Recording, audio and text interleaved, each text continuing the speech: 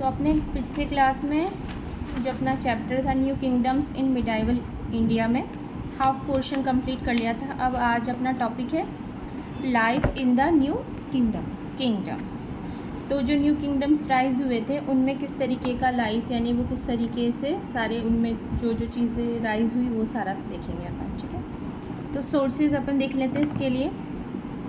The lifes and struggles of people in new kingdoms, there are two important sources of history that provides us with information about the new kingdoms. एक है अपने प्राहस्तिस, ठीक है, and land grants, यानी प्राहस्तिस और land grants sources of history है। इनके through ही अपन को हिस्ट्री में जो आगे इनका किंगडम का राइज हुआ वो यहाँ पर अपन देख सकेंगे। ठीक है, चलो अच्छा, ये जैसे अपन यहाँ पे तो इंग्लिश में इसको दिया है प्रशस्ति, और ये एक्चुअल में होता है प्रशस्ति। प्रशस्ति वर्ड सुना हुआ है? प्रशस्ति संस्कृत वर्ड। हाँ, प्रशस्ति संस्कृत वर्ड है। संस्कृत वर्ड प्रशस्ति मतलब किसी की बढ़ाई करना, बढ़ाई करते हुए कोई सॉन्ग डेडिकेट करना, यानी किसी का अगर किसी का अपन उसका अच्छे से वो बोल रहे हैं कि भाई ये बहुत अच्छा पर्सन था, ये था, तो उसको सॉन्ग के फॉर्म में अगर किसी को बताया जा रहा है तो वो उसकी क्या कहलाती है? प्रशस्ति कहलाती है। ये संस्कृत वर्ड है, तो यहाँ पे दिया भी अपन को। तो सोर्स ऑफ हिस्ट्री में दो है, प्रशस्ति और लैंड ग्रांट्स। तो प्रशस्ति अपन देख लेते हैं। प्रशस्ति is a Sanskrit word that means praise, यानी किसी की बढ़ाई करना, प्रेज करना, है ना। प्रशस्ति वर इंस्क्रिप्शन और manuscripts written by poet in praise of their kings. जो किंग्स थे उनकी तारीफ के लिए इंस्क्रिप्शन और मैन्युस्क्रिप्ट में, मतलब कि इंस्क्रिप्शन मतलब कहीं पर लाइक स्टोन पर वो खोद के लिखते थे वैसे, या फिर कोई वो पेपर होते थे ना पहले, पेपर तो नहीं होते थे पहले के टाइम में, पत्ते वगैरह होते थे, पाम लीव्स। हाँ, पाम लीव्स, उन पे लिखी जाती थी। तो वो पोइट वगैरह लिखते थे ये सब उनके किंग की प्रशंसा में, उनकी प्रेज में। ठीक है, they usually talked about the ruler dynasties, his good quality and battle he won, मतलब जिन जिन बैटल में वो जीते हुए हैं और उन रूलर्स की क्या क्या गुड क्वालिटी है वो इसमें बताते थे वो। Sometimes they compared the ruler to gods, मतलब ज़्यादातर पोइट अपने रूलर को यानी किंग को खुश करने के लिए क्या करते थे? उनको गॉड से कंपेयर करते थे कि भगवान के समान मानते थे, ताकि वो उनकी बड़ाई करेगा तो वो उससे खुश रहेगा ना king. Many of these prashastis were written by Brahmanas who worked as poet in kings court. ज़्यादातर जो प्रशस्ति लिखी गई थी वो किंग के कोर्ट में जो ब्राह्मण्स होते थे ना उन्होंने लिखी थी, वो ही पोइट के फॉर्म में वर्क करते थे। दीज प्रशस्ति है, बीच प्रशस्तीज हेल्प कर कुछ है। एक हफ्ते बाद हाँ, एक हफ्ते बाद मेरा यूनिट स्टार्ट, मुझे आंसर कवर तो लड़ना है झारखंड की इतिहास कराएंगे। दीज प्रशस्ति help us learn about different ruler, the battle fought bye them and so on, मतलब क्या क्या उन्होंने बैटल लड़ी थी और ये सारी चीज़ें बताती हैं डिफरेंट रूलर की। चलो लैंड ग्रांट्स देख लेते हैं। ये तो प्रशस्ति वाला पैराग्राफ हो गया।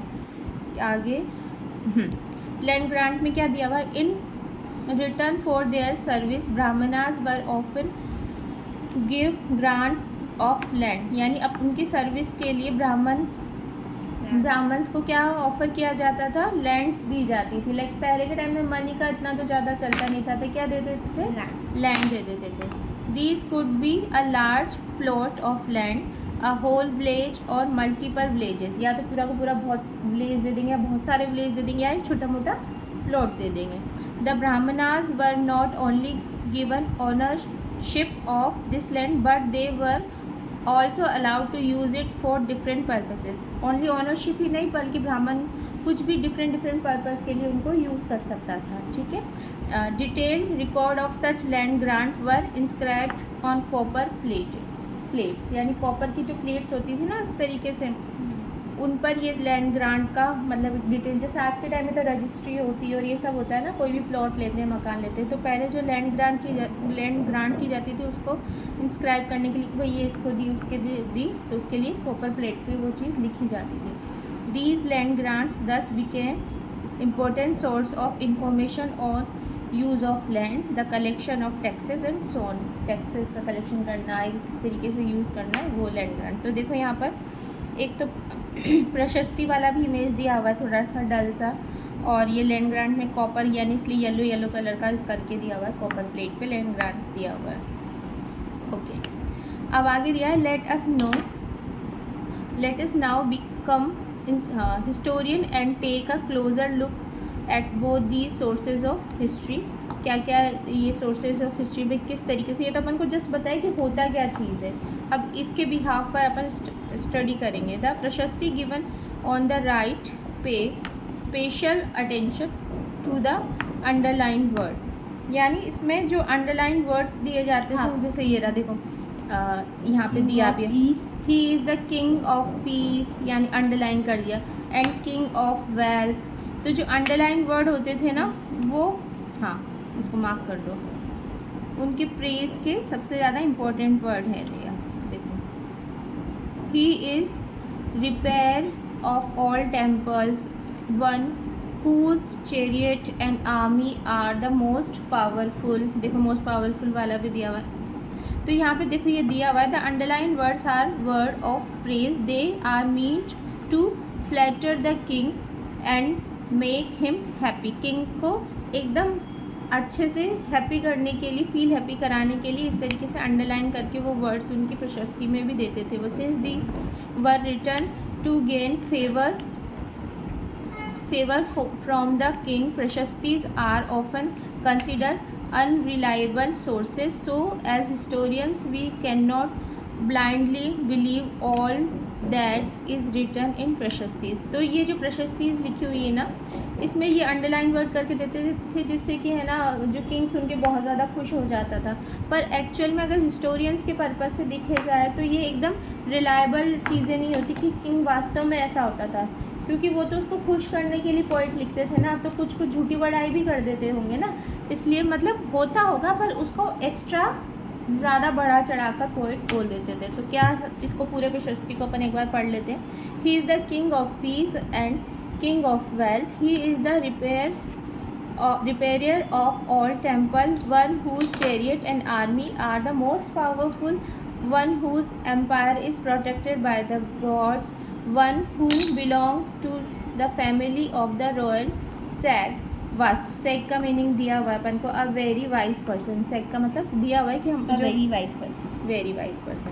The great conqueror, the might hero, one who grants the greatest gift to all. Great conqueror मतलब सबको जीतने वाला, आसपास के जो भी राज्य हैं उनको, किंगडम्स को लेने वाला होता था। ठीक है, तो ये प्रशस्ति हो गई। अब देखो, now read the land grant of on the right, once again pay attention to the underline words. यहाँ पे भी दिया हुआ है, the underline words gives us information about the land that was gifted. It list facts about the land grant, since all the information factual, historians consider land grant to be more reliable source of history than प्रशस्ति। तो land grant प्रशस्ति से ज़्यादा reliable source है history के लिए, क्योंकि प्रशस्ति में तो क्या करते थे ना, वो बड़ा चढ़ा के बड़ाई लिखते थे, और लैंड ग्रांट में तो जो एक्चुअल में किंग ने ब्राह्मणास को दी होगी ना लैंड, वही होगी ना, उसमें तो कोई झूठी चीज़ नहीं होगी। तो दिया हुआ है देखो, this gift of land contain a village of 100 hectares. तो 100 हेक्टर्स यानी 100 हेक्टर विलेज किसी न किसी ब्राह्मण को दिया हुआ, जो इसमें लैंड ग्रांट में दिया हुआ है। It has fruit bearing tree, उस लैंड में ऑलरेडी क्या है, फ्रूट बियरिंग ट्रीज़ हैं, फ्लावरिंग प्लांट्स है, 2 पॉन्ड्स है, फील्ड है, बी हाइव्स है एंड डीप लेक्स हैं। He who has receive this land can collect taxes from it. इस लैंड के लिए जिसने रिसीव किए वो उस लैंड का टैक्सेस कलेक्ट कर सकता है और अपनी अर्निंग कर सकता है। He can build houses बना सकता है वहाँ पे, with upper floor made of baked bricks, मतलब पक्का हाउस, baked bricks से बनाने वाला क्या हुआ, पक्का हाउस हो गया ना। He must make sure the field are cultivated and the ponds and lakes are clean। जो फील्ड दिया गया है वो कल्टिवेटेड है, मतलब कि वहाँ पर फसल उगाई गई है, कल्टिवेशन किया गया है। और पॉन्ड्स और लेक्स वहाँ पर क्या है, ऑलरेडी क्लीन है, साफ़ सुथरी है। तो समझ में आ गया। तो देखो की वर्ड्स पहले दिया हुआ है। Flatter means someone to make them feel happy. Favour means Support. Unreliable means Not to be trusted. Sag means A very wise person. Factual means Based on fact. Uncultivated means Not used for growing crops. Make a living. Earn money. Very good. चलो अब अपन देखते हैं यहाँ पर ये वाला, ये तो कराने की नीड नहीं है ना, कनेक्ट टू लाइफ। अब देखो, we have seen that king often fought war to bring more land under their rule. जब भी किंग वॉर करेगा तो वॉर के थ्रू जो भी लैंड है उसको अपने अंडर में लेगा, आसपास की लैंड को। Why did they then gives away some of their land in the form of land grants. तो जब किंग इतना वॉर जब करने के बाद लैंड को लेता था तो फिर वो अपनी लैंड को क्यों किसी को ग्रांट में, मतलब दान में ऐसे ही दे देता था। There was an important administrative purpose behind land grant. तो ये ऐसे ही किसी को लैंड ग्रांट कर देना, क्योंकि वो तो बड़ा मुश्किल से वॉर करने के बाद लैंड लेता था ना किंग, तो अपनी जो लैंड है उसको इजीली दे दे किसी को। तो इसके पीछे क्या रीज़न है, इसका एडमिनिस्ट्रेटिव पर्पस है कुछ कुछ जिसकी वजह से वो लैंड ग्रांट करता था। तो वो रीजंस यहाँ पर गिवन है। फर्स्ट रीज़न ये है, land grants often includes vast area of uncultivated और unused land in a village. क्या दिया हुआ, लैंड ग्रांट्स ऑफन, ज़्यादातर, पहले तो ये इसमें कॉपर प्लेट वाला अपन ने पढ़ लिया, पर जनरली ये बोल रहे हैं कि जो भी लैंड ग्रांट्स दी जाती थी वो जनरली क्या होती थी, अनकल्टिवेटेड, यानी कि not use for growing crops. People who were gifted the land also had to get their unused land ready for farming. जो लोग होते थे were gifted the land also had get this unused land ready to farming, यानी वो unused होती थी, उसको ready करने के लिए कि वो लैंड ग्रांट कर देंगे तो वो उसको यूज़फुल बनाएगा ना फॉर फार्मिंग। दस a lot more land could be use for growing crop. तो उसके थ्रू जिसे किसी को दे दिया तो वो उसको क्रॉप के लिए यूज़फुल बनाने का पूरा कोशिश करेगा, इसलिए दी जाती थी। सेकंड है, मोर land under farming mean more food for the people. अगर फार्मिंग के लिए ज़्यादा दी जाएगी लैंड तो फूड का प्रोडक्शन ज़्यादा होगा, तो पर्सनस के लिए फूड ज़्यादा अवेलेबल हो पाएगा। It ensure that farmers could make a living, जिसके थ्रू जो फार्मर्स है वो अपनी लिविंग को बेटर बना पाएंगे, जी पाएंगे, अपना खर्चा पानी निकाल पाएंगे। This made the kingdom more prosperous, जिसकी वजह से जो किंगडम होगा वो बहुत प्रॉस्पेरियस होगा, बहुत संपन्न होगा, बहुत खुशहाल होगा, यानी किसी चीज़ की कमी ना होना, prosperous. Land grants also ensure that different people were responsible for looking after the villages. The king living in far away cities did not have to worry about the administration of the villages. तो land grant करने से, क्योंकि एक अकेला king तो सब जगह पहुंच नहीं सकता ना, जा सकता है कि एक पर्सन, तो इतना दूर दूर सब चीज़ों को संभालने के लिए वो ग्रांट कर देगा, तो वो वहाँ का पर्सन उसको संभाल लेगा, उसको देखभाल करेगा, वहाँ पे फूड क्रॉप लगा पाएगा, टैक्सेशन ले पाएगा। तो ये सब इस वजह से भी वो लैंड ग्रांट करता था। ठीक है, समझ में आ गया बात। तो ये वाला टॉपिक समझ में आ गया। Life in the new kingdoms में जो सोर्सेज वाला टॉपिक है, सब टॉपिक, वो समझ में आ गया। अब अपना सेकंड इसमें सब टॉपिक गिवन है, administration of new kingdom. Administrations of new kingdom. तो न्यू किंगडम में जो एडमिनिस्ट्रेशन पावर जो चलती थी उसका देख लेते हैं। Another important piece of information we can gather from land grant and prashasti is how these kingdoms were ruled और एडमिनिस्ट्रेट। कैसे किंगडम जो है वो रूल कैसे रूल करते थे और उनकी एडमिनिस्ट्रेशन पावर कैसे चलती थी, कि सब चीज़ें वो कैसे हैंडल करते थे। टेक अ फिगर, ये दिया हुआ है। Understand more about the administration of these new kingdom. इस फिगर के थ्रू देख सकते हैं अपन। ये देखो, ये फिगर गिवन है, देखो। सबसे पहले है किंग, किंग के नीचे दिए हुए हैं the samantas, Brahmanas of rich traders and peasant, यानी किसान वगैरह, और उसके बाद में है कॉमन पीपल। तो सबसे पहले किंग, फिर नीचे ये सारा, फिर उसके नीचे जो भी हमारे कॉमन पीपल। तो अपन सबसे पहले किंग वाला पढ़ लेते हैं। The king, he was the most important person in the kingdom, he ruled over the entire kingdom. He would often give himself title like maharaja meaning great king, great king. And Tribhuvan Chakravarti, Tribhuvan Chakravarti meaning lord of the three worlds, यानी कि 3 words का Lord, त्रिभुवन चक्रवर्ती। तो ये हम कुछ important point है जो आपको पता होना चाहिए, ये कीवर्ड्स एग्जाम में आ सकते हैं, ठीक है। फिर उसके बाद में जो सेकंड स्टेप पर जो आते थे, the samantas Brahmanas and association of rich traders and peasants, they shared power with the king, they looked after the village and area under their control, they could also collect taxes. मतलब कि ये जो person होते थे वो किंग के under ही होते थे, पर किंग की एक हेल्पफुल आर्मी की तरह वर्क करते थे, टैक्सेशन लेने का कि और पूरे विलेजेस का ध्यान रखने का काम करते थे। फिर उसके बाद है अपना common person, this was the largest group. Common person तो ऑब्वियसली लार्जेस्ट होगा। It includes peasant, artisan and cattle headers. Peasant तो जानती हो किसान होते हैं, आर्टिशियन मतलब जो भी आर्टिस्ट वर्क करते हैं, लाइक स्कल्पचर हो गया, पेंटिंग हो गया, ये सारा। और कैटल हेडर्स मतलब कि वो चरावाहा होते हैं ना, जो लाइक एनिमल्स को पालते हैं, उनको कुछ खिलाते हैं, दूध वगैरह निकालते हैं, उनके लिए दिया हुआ है कैटल हेडर्स।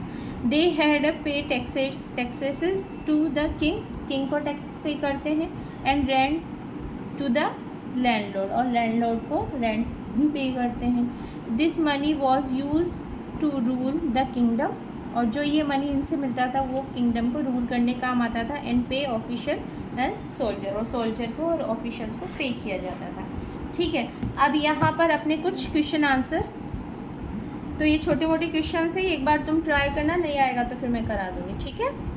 चलो नेक्स्ट टॉपिक है अपने the Cholas, a case study. Cholas का यानी पूरा जो चोलास कौन से वाले पार्ट में थे हमारे इंडिया के? 812 पार्ट, नहीं, जैसे नॉर्थ पार्ट और साउथ पार्ट था अपना, तो साउथ पार्ट, साउथ में, क्योंकि बाकी के जो किंगडम थे वो नॉर्थ पार्ट में थे और ये अकेला ही साउथ में था चोलास। तो दिया हुआ है अपन को, we know that Chola kingdom was one of the important one that emerge in medieval India. Let us learn about, detail में अपन इसको देख लेते हैं।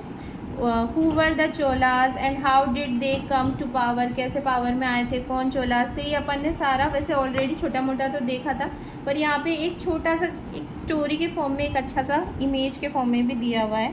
चलो एक बार ये भी देखते हैं। देखो यहाँ पे जो मैप दिए हुए हैं ना, 3 मैप दिए हुए हैं, उसमें फर्स्ट में दिया है the Chola kingdom emerge around the Kaveri delta region in southern India. जो हमारी इंडिया के जो साउथ पार्ट है उसमें कावेरी रिवर एंटर करती है ना वहाँ से, तो कावेरी रिवर डेल्टा रीजन में हमारा चोलास किंगडम फैला हुआ था वहाँ पे पूरा। The Cholas were originally a powerful family of landlords in Uraiyur area, Uraiyur जगह जो है वहाँ पर ज़्यादातर ये किंगडम फैला हुआ था। और इन 825 CE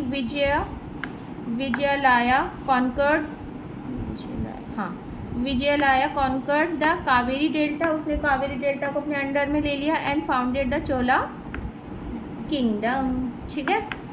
चलो अच्छा ये देखना था ना अपन को, देखो कितना सुंदर से दिया हुआ है। He build the city of Thanjavur as his capital. जो चोलाज है उन्होंने थंजुवर को अपना कैपिटल सिटी मेंशन किया था, बनाया था, ठीक है। फिर है he was followed by several important rulers. कौन कौन से हुए थे? देखो सेवरल यानी बहुत सारे। कौन कौन से हुए थे? राजा चोला, ये अपन ने ऑलरेडी पढ़ा है ना। उसके बाद राजेंद्र चोला फर्स्ट, फिर राजेंद्र चोला सेकंड, फिर है कुलुथुंगा फर्स्ट। यानी ये देखो राजा, ये है राजेंद्र चोला फर्स्ट, ये है राजेंद्र चोला सेकंड, और उसके बाद ये है Kulothunga first. They made the kingdom larger, richer and more powerful.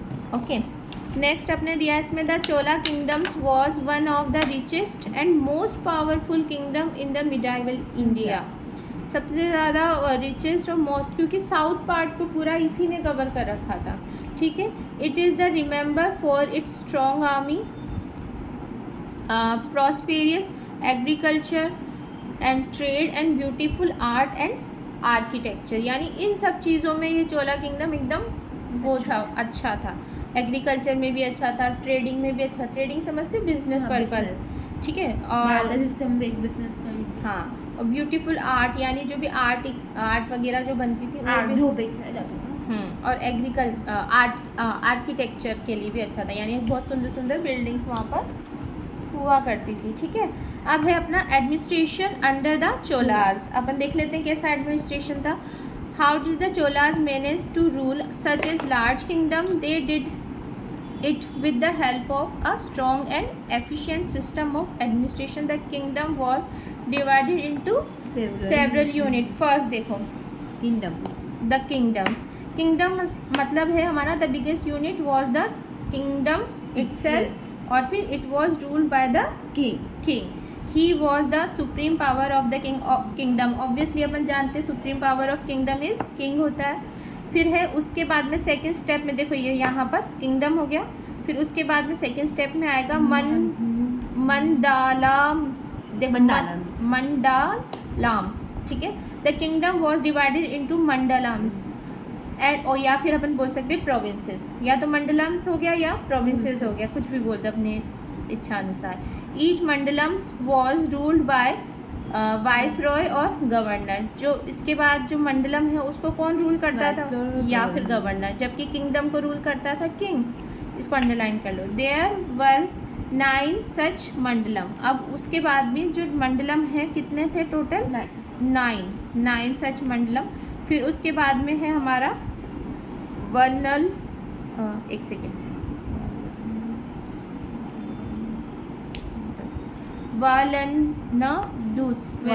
Valendus. Each mandalam was further divided into Valendus. A Valendus was made of 20 to 25 village. एक Valendus में कितने? 20 to 25 विलेजेस होते थे। Each Valendus was ruled by rich landlord from the Velas caste. Vellala caste, ठीक है।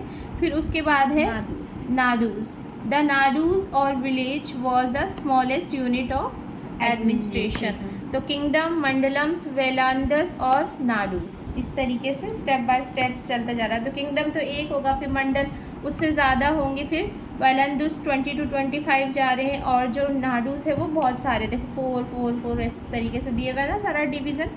फिर देखो, did you see how the administration was divided into different level? इस तरीके से धीरे बढ़ता जा रहा है। Each level had different person in charge. All villages were also not ruled in some way.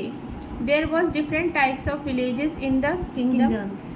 Each type of village had its own ruling body. हर एक विलेज का एक कुछ ना कुछ एक रूलिंग बॉडी हुआ करता था। अच्छा, एक second, list 1 similarity and 1 different between this. चलो अब आगे दिया हुआ है अपने उर मीन्स यहाँ पे नॉन ब्राह्मण village were ruled by council called the उर। मतलब नॉन ब्राह्मण विलेज, वहाँ पे ज़्यादातर ब्राह्मण्स नहीं हुआ करते थे। द उर was a council of rich peasant in the village, यानी जो रिच फार्मर्स होते थे ना वो ही उसको एक तरीके से रूल करते थे, मतलब ये मान के चल सकते छोटा फॉर्म में। फिर है sabha, SABH, sabha. Village that were given to Brahmanas and land grant were ruled by council called sabha. The sabha was a council of rich Brahmanas landlord. तो उर में तो ब्राह्मण्स का नहीं था, उसमें तो रिच फार्मर्स करते थे, जबकि सभा में रिच ब्राह्मणास डील करते थे उसको एज अ लैंडलॉर्ड। फिर है नागाराम, ठीक है। Large town and villages with local market were ruled by council called the Nagaram. वैसे नाग्राम ठीक है, पर ये जैसे ग्राम वर्ड सुना है तुमने, संस्कृत वर्ड होता है ग्राम, मतलब विलेज ही होता है एक तरीके से। The Nagaram was a council of rich traders. तो इस तरीके से इसमें मतलब हर एक को इतना अच्छे से उसने डिवाइड कर रखा था ना, इसलिए तो उसका जो साउथ पार्ट था चोलास किंगडम बहुत ज़्यादा प्रॉस्पेरियस था। ज़्यादा गिच पिच नहीं कर रखा था, सबको अपना अपना पार्ट्स दे रखा था। NCERT ठीक था। NCERT में इतना डिटेल में नहीं दिया होगा ना बेटा, छोटा सा है थोड़ा। इतना इसमें बहुत। चलो अब आगे क्या दिया हुआ है इसमें, the councils to care of all the administrative work in their villages, this includes things like irrigation and the maintenance of gardens, temples and law and order. सारा मेंटेनेंस, ये सारी काउंसिल जो अपन ने पढ़ा, और सभा, नागराम, ये सारा ठीक है। अब even the king and other powerful officials depend on these councils to get work done in the villages and towns. अब देखो आगे इसमें दिया हुआ काउंसिल मीनिंग, क्या दिया हुआ है, काउंसिल का वर्ड मीनिंग है group of people who manage the administration, और इरिगेशन मीन्स होता है the supply of water for crops. ठीक है, ध्यान दो, ठीक है। हो गया तुम्हारा ग्राफ वाला। हम अपना कॉपी का नोट्स पढ़ लेगा ना तो ये पास हो जाएगा। फिर है हमारा टू हेल्प रूल, आपको पता भी नहीं चला? मुझे पता ही नहीं चला। To help rule the kingdom better, the Chola rulers also gave the land grants. Different types of land grants were given for different purposes. Look at the table below the read about the different type of land grants. चलो फटाफट से land grants देख लेते हैं अपने। वेलन वागाई, ठीक है, land given to non ब्राह्मण लैंड ऑनर्स। फिर है ब्रह्मादेया है लैंड गिवन टू ब्राह्मण लैंड ऑनर, और है ओके। फिर है साहला भोगा, लैंड गिवन टू स्कूल्स। फिर है देवा दाना, लैंड गिवन टू टेम्पल्स। फिर है पल्ली चचंदम जैन इंस्टीट्यूशन, ये। फिर है देखो, इस टॉपिक को कंप्लीट करेंगे, यहाँ तक ये कंप्लीट कर लेते हैं, फिर न्यू टॉपिक स्टार्ट होगा ना, द चोलाज एडमिनिस्ट्रेट अचीवमेंट्स। ठीक है, फटाफट। These lands were ruled by the council listed above, जो सारी दिया हुआ है ना 5 टाइप्स की। For example the brahmadeya grant was often awarded to Brahmanas for writing prashasti. जब वो बहुत अच्छा प्रशस्ति लिखते थे ना, तब किंग उनको जो लैंड देता था वो होती थी ब्रह्मदेया ग्रांट। फिर है the rich Brahman landlords then formed council called sabha for the administration of these brahmadeyas. फिर है the member of council such as sabhas were chosen through a process of election. किसके थ्रू करते थे? इलेक्शन के through. We know about the process from the study of Cholas inscriptions found in a place called Tamil Nadu में कौन सी जगह है? उत्तराखंड लड़की, उत्तरामेरूर, उत्तराखंड नहीं है। अब नेक्स्ट टॉपिक नेक्स्ट क्लास में करेंगे, आज का क्लास यहीं फिनिश करते हैं।